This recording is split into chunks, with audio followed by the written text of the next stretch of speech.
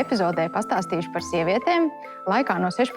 līdz 19. gadsimtam, kuras tēloja vīriešus, pārģērbjoties, velkot šādas te īsbikses. Šīs te lieliskās īsbikses man uzšuva mētra, un man ir arī kabatas. Es nezinu, vai 16. gadsimtā bija kabatas, bet man ir.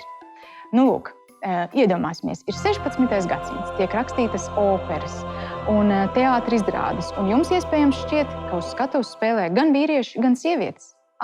Nekā nebija. Uz skatuves ir tikai vīrieši. Taču it visam kaut kur ir sākums. Arī tam, ka sievietes tēloja vīriešus, pārģērbās par vīriešiem, vilka īsbikses un bija vienkārši vīrišķīgas. Jā, tajā laikā nebija ne Instagram, ne Facebooka, kur to visu dokumentēt, toties bija gleznas. Un tad no tā mēs varam skatīties, kā tad sievietes izskatījās. Piemēram, tā kā es. Nu, lūk, es gribētu iepazīstināt ar pāris varonēm no šī laika. Bet pirms tam divi termini. Male impersonation, tā ir vīrieša atveidotāja. Viņa pieņem vīrieša izskatu, raksturu, bet viņa tomēr izliekas par vīrieti. Īsbikšu loma, jebšu breeches role, šīs te īsbikses, tā ir viena no katra džentelmeņa garderobē esošiem apģērba gabaliem.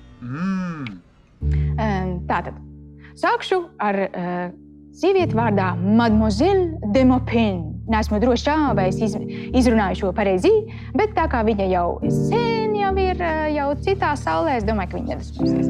Lūk, viņa ir dzimusi 1673. gadā Parīzē. Un neskatoties uz to, ka dzīvojusi tikai 33 gadus, viņas dzīve bija ļoti vētraina, un viņa bija cilvēks multitaskings. Viņa gan ar zobenu mācīja aukoties, gan operā dziedāt, gan uz teātra skatuves. Viņa aplidoja gan vīriešus, gan sievietes un iekūlās dažādās nepatikšanās. Viņas karjera attīstījās ļoti strauji, jo viņa varēja labi atcerēties vārdus. Cik vienkārši. Nu, lūk, taču viņai karjeru nācās pārtraukt brīdī, kad viņa kādā ballē viņa noskopstīja kādu dāmu. Un uzreiz 3 augstdzimuši džentelmeņi viņu izaicināja uz dueli. Visus 3 viņa uzvarēja, taču viņai bija jāizliežās uz Briseli. Nu, lūk, viņa dzīvojas 33 gadus, bet toties kādus. Šarlote Kušmana tiek uzskatīta par vienu no Amerikas lielākajām un grandiozākajām aktrisēm. Viņas 40 gadu karjerā viņa ļoti daudz spēlē šīs te īsbikšu lomas. Ja jūs paskatāties uz kādu no viņas attēliem, wow, viņa ir tāda dāma, tāds tors, izcili, vienkārši izcili. Nu, lūk, viņa ir spēlējusi dažādas leģendāras lomas – Romeo, Hamlets, Pulkvedis, Volsijs. Kas tas tāds? Nezinu, bet sagūglēsim. Nu, lūk. Fun fact. Šarlote pārvācās kādā savas dzīves brīdī uz Romu. Tur viņa izveido tādu māksliniecisku mājasaimniecību, tādu kopīgu dzīvesvietu, kur dzīvo tikai mākslinieces sievietes. Nu, lūk, un šo vietu viņa nosauc Jautrās vecmeites. Lai arī viņas tur ir diezgan atklāti, vienai otrai tādas draudzīgas un romantiskas, nevienam nešķiet, ka tur varētu būt arī kādas romantiskas attiecības, jo ļoti vienkārši mājasaimniecībā nav neviena vīrieša. Taču arhīvos var atrast, kā Šarlote apraksta dienas grāmatās visus savus piedzīvojumus ar sievietēm. Nu, lūk. Tad Šarlote devās tūrē uz Ameriku, kur viņa tika pieteikta kā lasu, starptautiski atpazīstama, izcilākā, dzīvi esošā, ļoti svarīgi, traģiskā aktrise. Nu, lūk, pirms viņas uzstāšanās policijai pat vajadzēja sargāt ieeju, lai telpā nebūtu pārāk daudz cilvēku. Tas bija diezgan līdzīgi kā dragkingiem Kaņepes kultūras centrā, ja, kur mums vajadzētu īstenībā jau drīz gumijas sienas, jo arī mums bija ļoti daudz cilvēku. Bet, nu, lūk, Šarlote, viņa tika pavadīta ar uguņošanu un svecīšu ceļu. Cik jauki. Madāma Vestris. Neesmu droši, vai es izrunāju šo pareizi, bet es viņu saukšu par Madāmu Vestris. Viņa dzimusi Londonā pašā 18. gadsimta nogalē un, kā jau pieņemts, ātri vien izprecināta 16 gadu vecumā.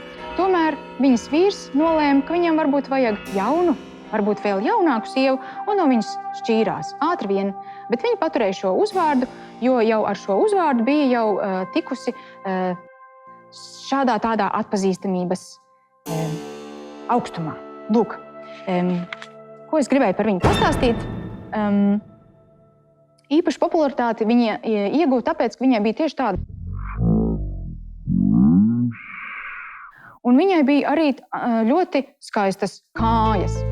Mūsdienās arī cilvēkiem patīk skaistas kājas, arī tajā laikā patīk skaistas kājas. Lūk, tāpēc viņa bija ļoti piemērota šīm te izbikšu lomām. Un kas vēl ļoti svarīgi par Madām Vestris, viņa bija pirmā, kura vadīja teātri. Pirmā sieviete vadīja teātri un piedāvām kādu olimpisko teātri Londonā. Lūk kā. Turpināsim ar 19. gadsimta otro pusi. Ella Vesnere, dzimusi baletdejotāju ģimenē un turpināja vecāku ceļu, taču tad viņa satika kādu Anniju Hindli. Draudzīgi parunājās un sāka uzstāties kā vīriešu atveidotāji. Tātad arī viņa saprata, ka tas varētu būt kaut kas priekš viņas. Īpaši viņai sanāca tādi īsi tie skeči, piemēram, viņa atveidoja dzērāju, kurš dodas noskūties uz salonu. Vai arī viņa dziedāja ieteikumus citiem vīriešiem, kā aplidot sievietes.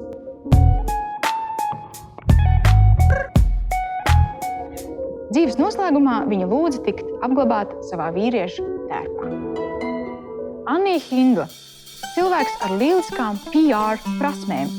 Viņa sevi, šo izbikšu lomu tēlotāju, reklamēja šādi. Miss Annija Hindla, komiķe un labākais vīriešu atveidotājs pasaulē. Savā karjeras laikā viņa varēja sevi ļoti labi nodrošināt, uzkrāja diezgan daudz naudiņas, un viņa arī apprecējās 4 reizes.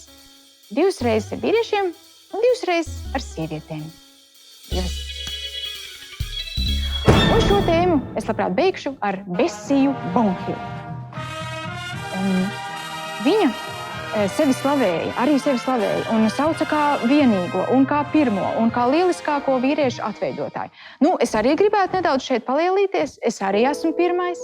Esmu pirmais drag kings ar kroni. Lūk, vajag sevi, par sevi vienmēr vajag palielīties. Šis ir pilnīgs kukfels. Labi, atpakaļ pie Besijas. Viņa savu karjeru sāka 7 gadu vecumā, tēlojot avīžu puikas. Un tas, protams, noved pie tā, ka vēlāk viņa tēloja arī tādas lomas kā patriotisks zaldāts un jūrnieks. Lūk, būvēja karjeru, tūrēja pa pasauli un uzkrāja sev gan slavu, gan naudiņu.